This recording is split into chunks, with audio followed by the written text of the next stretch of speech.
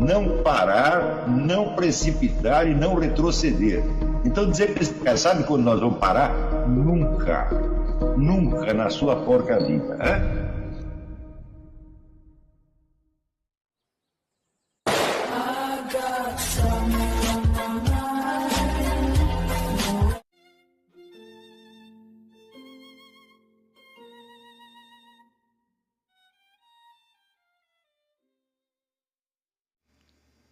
E aí pessoal, tranquilo? Então vem aqui antes do vídeo começar, pedir para vocês se inscreverem, quem não for inscrito, compartilhar, curtir, comentar.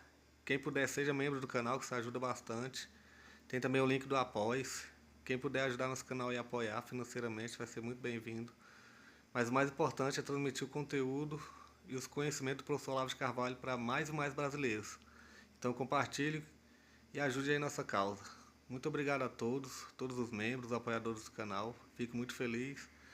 Tenho certeza que a gente está no caminho certo. Então fiquem com o vídeo e até mais. Valeu! A visão que o Harry Prosch apresenta aí é muito parecida com aquela que o C.S. Lewis apresenta no seu livro The Discarded Image. O ponto de partida dele é o seguinte: a cosmovisão medieval foi derrubada pela ciência moderna, mas nós ainda encontramos nela algum valor de tipo estético ou psicológico. Ela nos satisfaz esteticamente de algum modo, como os contos de fada nos satisfazem. Nós sabemos que os contos de fada não são verdadeiros, no sentido fático da coisa, mas algo eles nos dão. Então, a primeira coisa que nós observamos aí é a separação radical entre o elemento cognitivo e o elemento estético. Existe, por um lado, vamos dizer, a verdade dos fatos, tal como a ciência os escreve, e, por outro lado, existe o universo dos símbolos, das imagens, dos sentimentos humanos, etc, etc, etc. E, evidentemente, a cosmovisão medieval expulsa do domínio científico-cognitivo sobrevive como um valor estético. Esta concepção, vamos dizer, ela permanece viva durante pelo menos 4 séculos. Não é isso? Então, num primeiro momento, é claro que a cosmovisão medieval foi toda jogada fora, foi achincalhada, por assim dizer, esquecida, jogada no lixo, mas depois apareceram, né, os restauradores do seu valor, pelo menos estético ou psicológico. Quer dizer, nós encontramos algum conforto naquela imagem, como encontramos nos contos de fada. Então, essa separação radical do estético e do cognitivo, ela corresponde exatamente, milimetricamente, à distinção que foi feita inicialmente, acho que em parte foi por Newton, por Bacon, etc., entre os aspectos primários e secundários das coisas físicas. Então, os aspectos primários são aqueles que podem ser medidos, como, por exemplo, o peso, a extensão, etc, etc. E o resto é chamado secundário. Por quê? Porque são aspectos que não estão nas coisas mesmas, mas dependem da relação deles com o ser humano.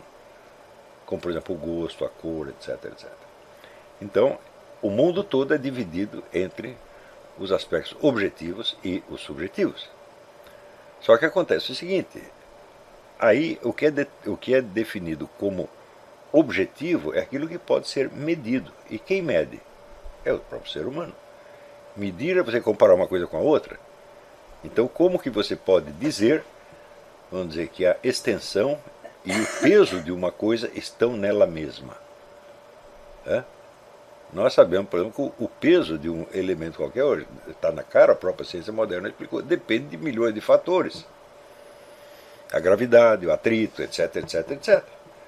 Portanto, é por uma série de medições convencionais que o ser humano determina aquela medida.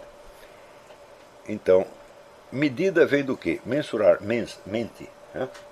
Então, a medida é uma atividade da mente. Então, como é que nós podemos dizer que os aspectos mais objetivos, mais independentes do homem, são justamente aqueles que a mente humana apreende ali? Não é isso?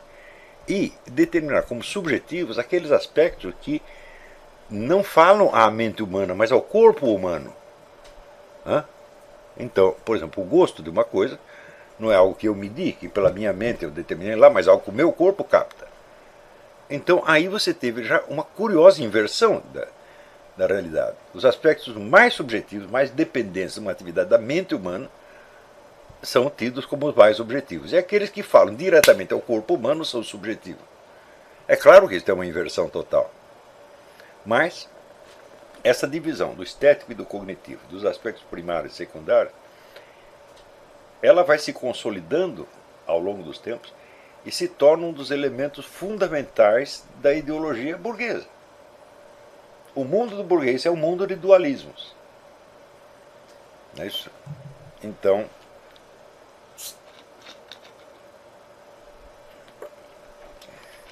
o Max Weber vai chamar isso o desencantamento do mundo.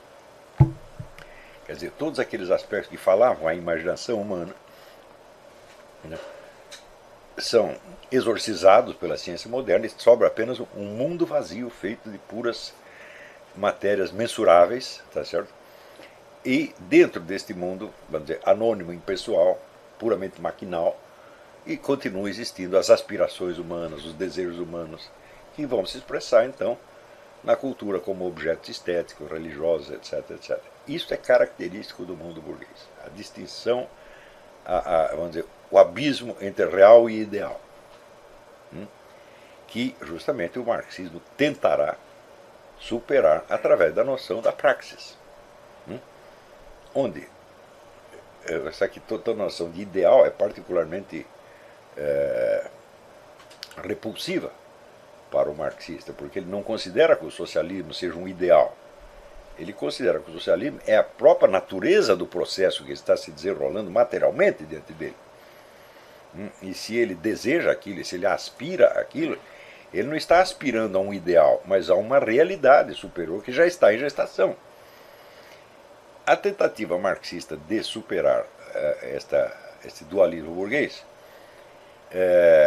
ela fracassa porque ela tem ela própria uma raiz materialista. Se você já determinou que a matéria é o elemento fundamental da realidade, você já caiu dentro do dualismo burguês. E por mais que você esperneie contra ele, você ainda é filho dele.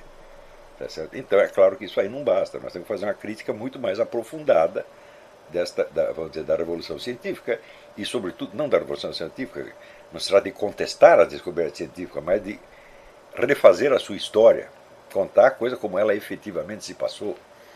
Quer dizer, nós sabemos que o número de falsificações históricas ali, factuais, é muito grande.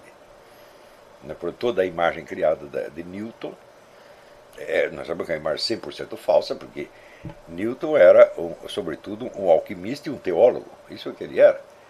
E a contribuição que ele fez à ciência física era, no entender dele, a parte mínima. Ele descobriu toda a lei da gravitação universal para botar dentro de um argumento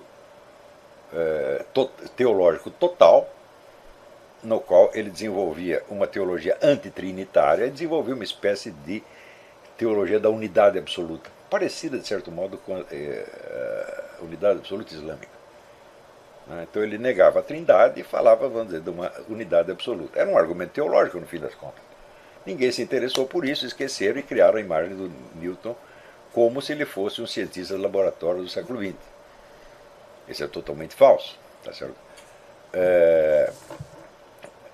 Inúmeros mitos se formaram nessa época. O mito da Inquisição é um deles.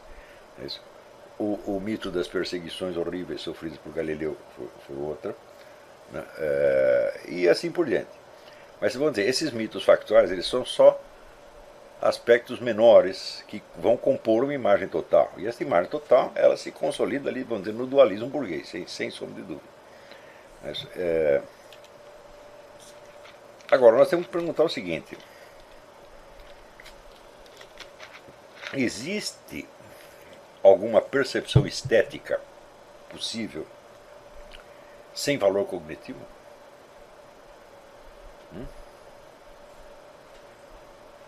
Como é que é isso? Se eu separo o estético do cognitivo, não há nada dentro do estético. É tudo imaginação. Eu digo, mas o que eu imagino é real ou irreal? Por exemplo, vamos supor que você está pensando numa bela mulher e tendo sonhos românticos e fantasias eróticas em torno dessa mulher. Muito bem. Imagine ao mesmo tempo que essa mulher não existe. Acabou sua fantasia. Ou seja, o poder da fantasia depende de que você acredite nela. Ou pelo menos, como dirá o Coleridge, suspenda a descrença. Ou seja, durante aquele tempo você vai acreditar que aquilo é real.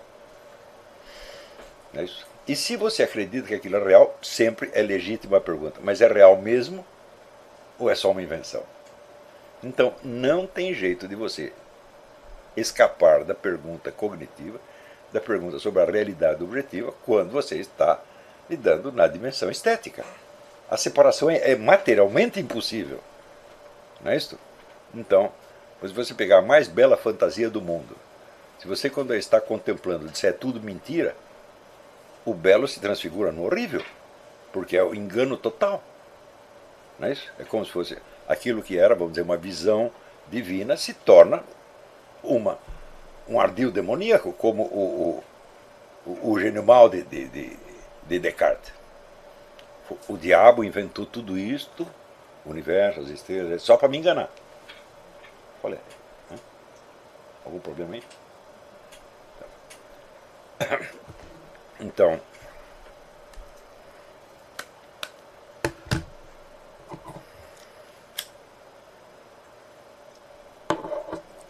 isso quer dizer que o ponto de partida fundamental da mentalidade moderna é absolutamente inviável. Tem alguma coisa errada nele. E não adianta você querer recuperar na esfera do estético aquilo que você jogou na lata de lixo cognitiva. Ou seja, se esta visão medieval nada tem de verdadeiro no sentido científico, o valor estético dela é uma piada demoníaca. Não tem como escapar disso aqui. Então isso significa o seguinte: se nós transpomos toda essa cosmovisão medieval para uma linguagem imaginativa e poética e passamos a entendê-la nesta clave, então é preciso que deste elemento imaginativo e poético você consiga localizar e abstrair os elementos cognitivos, ou seja, as verdades que isto transmite. Então, como evidentemente este legado estético contém junto consigo um legado cognitivo absolutamente inegável, então, para rejeitá-lo foi necessário falsificá-lo. Então, quer dizer, esse processo que ele está descrevendo nunca aconteceu. Nunca houve isso, a cosmovisão medieval ser derrubada, destruída e continuar existindo apenas como valor estético. Isso nunca aconteceu. Aconteceu o seguinte, que a cosmovisão medieval foi simplesmente esquecida.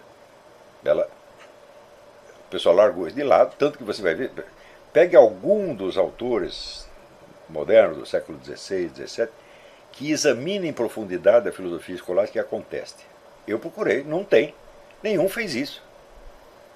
Ao contrário, alguns aproveitaram elementos, o próprio Descartes utiliza elementos da filosofia escolástica. Ele não contesta, ele não discute aquilo. Então, outros, então, como Bacon era de uma ignorância enciclopédica, um negócio incrível. Vocês leem o livro do Joseph de Maistre sobre o Bacon, falam, não sobra pedra sobre pedra, o cara era um idiota completo, um charlatão mesmo. O sujeito, inclusive, inventa um método científico absolutamente inviável, impraticável, que ninguém jamais usou porque não dá para usar. E é tido como pioneiro da ciência. Eu digo, bom, então você me mostra alguma investigação científica feita de acordo com os cânones de Bacon. Isso não existe.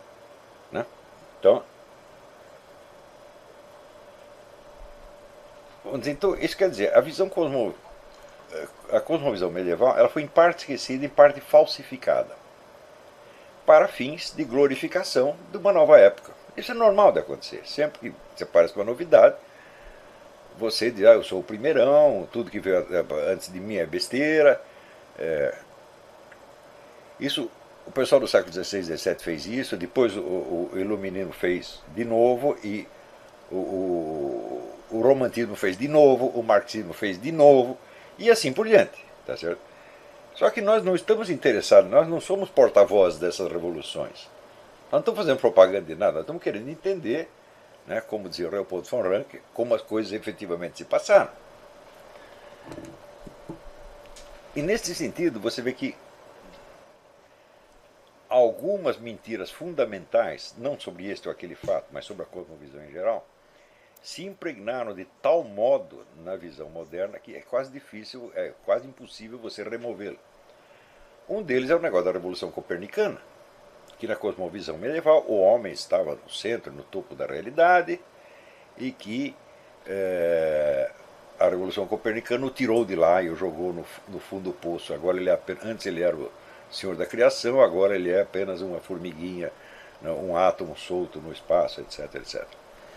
E, bom, isso é a inversão total da realidade, porque é só você examinar qualquer mapa cosmográfico medieval, que na verdade não era pura cosmografia, sim cosmologia, depois eu explico a diferença. A Terra, ela está colocada sempre no ponto mais baixo do cosmos. A posição do homem no cosmos não é dignificante de maneira alguma, porque você tem em cima o Empírio, a morada de Deus, depois você tem a esfera dos anjos, depois você tem a esfera das estrelas fixas, depois você tem as várias esferas planetárias, daí você tem a Lua e daí você tem a esfera sublunar, que é onde nós estamos. Abaixo disso só tem um treco, o inferno. Então, como é que você vai dizer que Copérnico destronou o homem? O que aconteceu foi exatamente o oposto. Porque, tão logo surge essa concepção científica moderna, Descartes vai fazer toda a construção do cosmos depender do ego humano. O ego humano se transforma no supremo juiz e medida de todas as coisas. Depois, com Kant, a coisa vai se agravar. Nós nem sabemos sequer se o universo existe. Nós só temos certeza de uma coisa: todos nós o enxergamos mais ou menos da mesma maneira. Por quê? Porque nós temos a mesma estrutura cognitiva. Nós temos as mesmas categorias do entendimento e as mesmas categorias da percepção.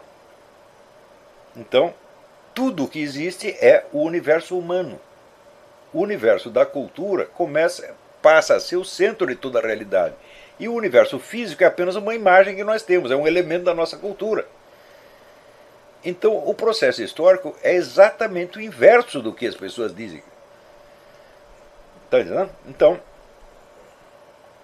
quando você chega, vamos dizer, a ter a mentalidade revolucionária em sentido estrito, que é toda ela baseada em inversões, e aparentemente ninguém se dá conta disso, e todo mundo está achando as inversões inteiramente normais, eu digo, isso não poderia acontecer, jamais, se desde a origem da modernidade não tivesse se consagrado várias inversões deste tipo.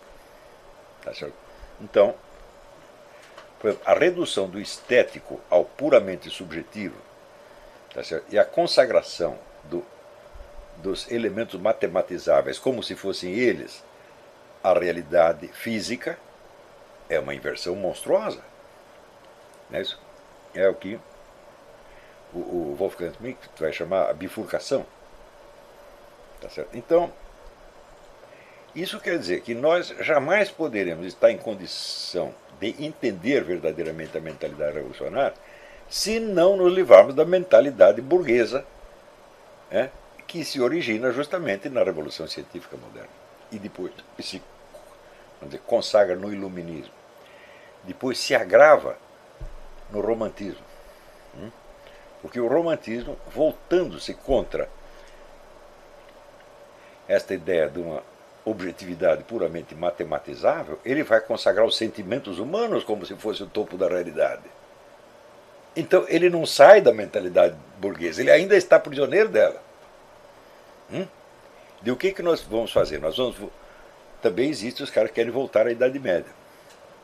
Entendeu? Voltar à Idade Média para quê? Para depois ter outro renascimento, outra reforma protestante, outra revolução, outro iluminismo, outra revolução francesa, outra revolução russa e chegar aqui exatamente onde nós estamos. Isso é tudo absurdo. E isto vem, vamos dizer, do desejo do sujeito se opor, em termos de valores, axiologicamente a alguma coisa, em vez de tentar compreendê-la primeiro. É isso? Sempre que você coloca o bem e o mal acima do verdadeiro e falso, você já começou errando, começou falsificando tudo. Então, o que você é a favor do quê? Bom, em primeiro lugar, eu sou a favor da verdade, conhecer a verdade. De qualquer maneira e por todos os meios possíveis. Sem jogar nada fora. Não é isso? E aí sim, à medida que você começa a compreender o processo, bom, você já inaugurou uma nova época que absorve as anteriores. E pega os valores positivos de tudo o que foi sendo deixado pelo caminho, chegando àquela proposta do Mário Ferreira dos Santos. Vamos dizer, o sistema integral das positividades adquiridas pela filosofia ao longo dos tempos. E esse deve ser, vamos dizer, o nosso objetivo. Né? Não que este sistema vá resolver todos os problemas, é óbvio que não. Tá certo? Porém, nós nos libertaremos de todas essas antinomias, de todas essas oposições estáticas, todo esse confronto estático moderno. Quando você vai ver para todo o pensamento liberal, economia liberal, economia austríaca, Hayek, Mises, etc., tudo sai do pensamento burguês, gente. Não sai da esfera do pensamento burguês. E nós só conseguiremos, vamos dizer, um pouco de objetividade efetiva na medida em que nós conseguimos transcender as ideologias de classe. Quem pode transcender as ideologias de classe? É o que eu disse no outro curso da ética da política e cultura no Brasil. É o ponto de vista do bastardo, como dizia o Jean-Paul Sartre. Só que o Jean-Paul Sartre só proclamou da boca para fora. Ele nunca foi um bastardo, ele sempre foi o queridinho da classe alta. Tá certo? Então ele também estava dentro de uma ideologia de classe do qual não conseguia sair. Tá certo? Então você tem que se colocar fora das classes. E você só consegue isso se você de fato se colocar no fundo da sociedade. Se você for realmente um Zé Ninguém. Um Zé Ninguém assumido, feliz da vida. Tá entendendo? E, vamos dizer, você tendo, vamos dizer, adotado este ponto de vista do Zé Ninguém, é claro que alguma posição na sociedade, objetivamente, você vai continuar ocupando. Só que essa posição pode ser móvel. Eu posso me gabar de já ter passado por todas as classes sociais. Um pouco de cada uma. E eu não me senti bem em nenhuma delas. Isso quer dizer que existe um aspecto meu que não cabe nem nenhuma ideologia de classe. E é ali nesse ponto que está o melhor da nossa inteligência. Está entendendo? Pela simples razão de que a ideologia de classe não é portadora de conhecimento. Ela não é nem produtora de conhecimento. Ela é apenas, vamos dizer, o resultado de milhares de discursos individuais que vão coincidindo em certos pontos e criam, vamos dizer, um fantoche coletivo. O único sujeito do conhecimento é o indivíduo humano. A sociedade não é sujeito do conhecimento. Ela é um depósito de conhecimento. Você conhece alguma descoberta que tenha sido feita coletivamente e depois informada aos indivíduos? Albert Einstein pegou a teoria da relatividade, todo mundo descobriu a teoria da relatividade e daí explicou para Albert Einstein. Foi assim? Isso nunca acontece, é sempre o indivíduo. Não é isso? Quando o Nikola Tesla descobriu o negócio da transmissão da eletricidade sem fio, todo mundo sabia e foram contar para o Nikola Tesla.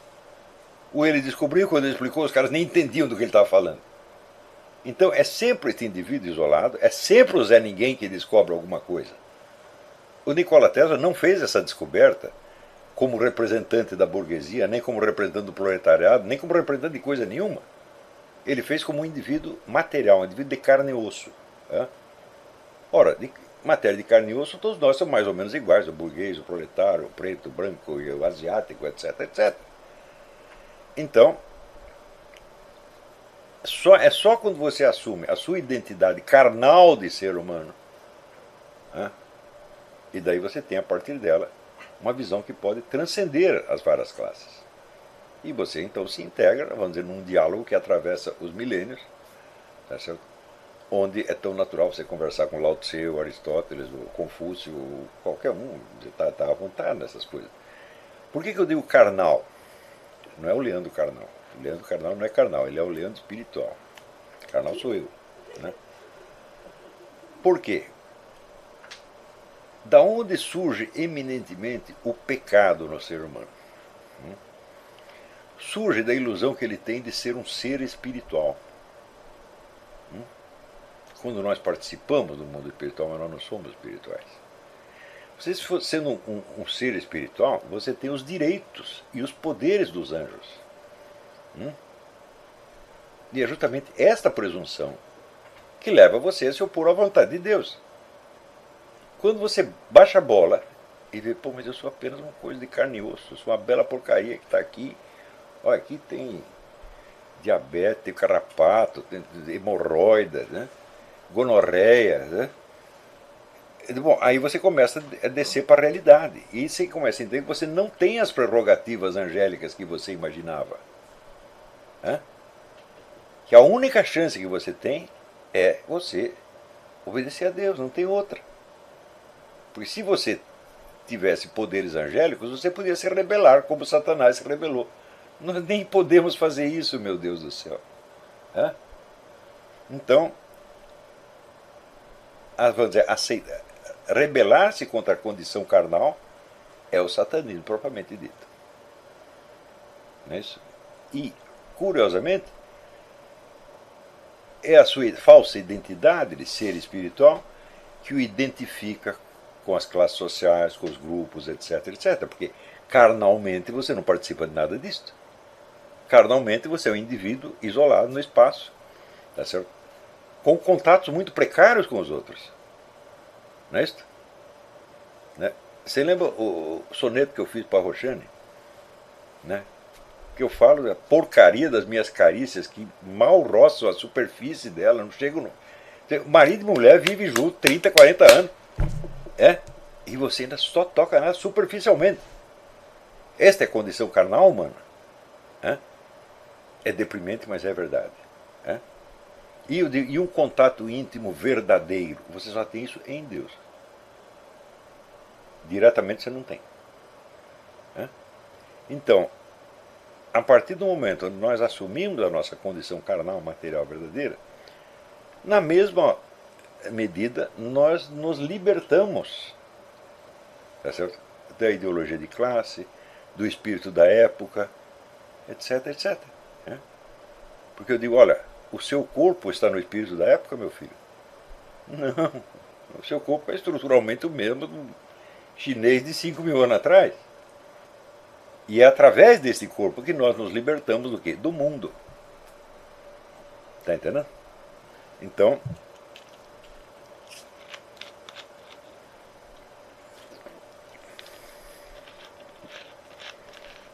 isso quer dizer que todo o legado medieval e antigo ele tem que ser recuperado na esfera cognitiva. Não é isso? Então, por exemplo, quando você pega a antiga cosmografia, que tem lá, né, a imagem descendo do o primum mobile até a Terra, e embaixo, no meio da Terra tem o inferno. E, bom, essa imagem foi superada. Por que a ciência atual busca tanto a famosa teoria unificada? Porque eles acreditam que acima de tudo existe uma lei que governa todo o resto. Então seria a lei suprema. E abaixo dessa lei existem outros domínios menores, abrangidos por ela, mas que não a abrangem, e que vão descendo até a esfera dos fenômenos, vamos dizer, materiais mais elementares. Ou seja, o esquema cognitivo que está no fundo da ciência moderna é exatamente o mesmo da Idade Média. Se você entendeu aquele. Agora, se você lê este material medieval e antigo, partindo do princípio de que os autores daquilo eram todos uns ingênuos, eram crianças e você é o adulto, aí só respondendo que nem o Gugu e o Thales respondiam, quando eles tinham 10, 12 anos, alguém dava uma ordem para eles, que não fosse o pai e a mãe, eles olhavam com maior desprezo e falavam assim, adultinho. Então, quando nós vemos as outras épocas como se fossem crianças e nós como se fossemos adultos, nós não passamos de adultinhos. Estamos fazendo um papelão feio, que qualquer criança nos desmonta. É a visão do Pirula, o doutor Pirula, é. E é uma coisa muito disseminada no ambiente, sobretudo ginasial, mas que no ginásio impregna, e quando o sujeito vai para a universidade ele continua com essa porcaria na cabeça, quer dizer que é uma falta de consciência historiográfica monstruosa, é uma incultura presunçosa, não é isso? Então, eu creio que, eu estou dizendo isso até como uma espécie de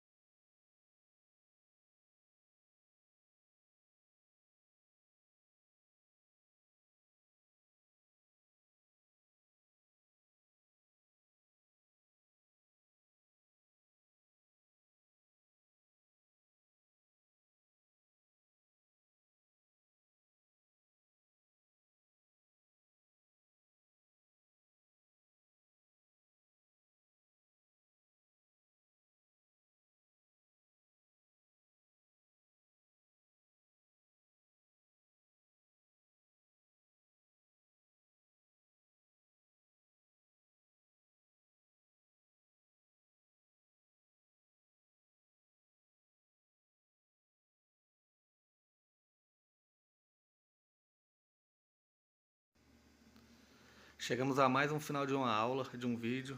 Espero que tenham gostado. Quem não se inscreveu ainda, se inscreva, compartilhe, comente. Ajude nosso canal, apoie, seja membro. E ajude o nosso canal a chegar a cada dia a mais brasileiros que precisam muito do conhecimento do professor Olavo de Carvalho. Então é isso aí, fique com Deus, até o próximo. Valeu! Então é isso aí, pessoal. Que é o nosso canal. Que são alguns livros que eu já li. A maioria foi doação, mas alguns eu adquiri, professor Olavo de Carvalho. Alguns livros se perderam aí que eu emprestei. Professor Alexandre Costa. A Bíblia Sagrada. 10 lições sobre Karl Marx. Indico a não ler esse livro, que é muito ruim mesmo. Alguns pensadores aqui que realmente, como o professor Olavo de Carvalho disse, não são pensadores. Valeu, tamo junto aí. Apoie nosso canal, seja membro.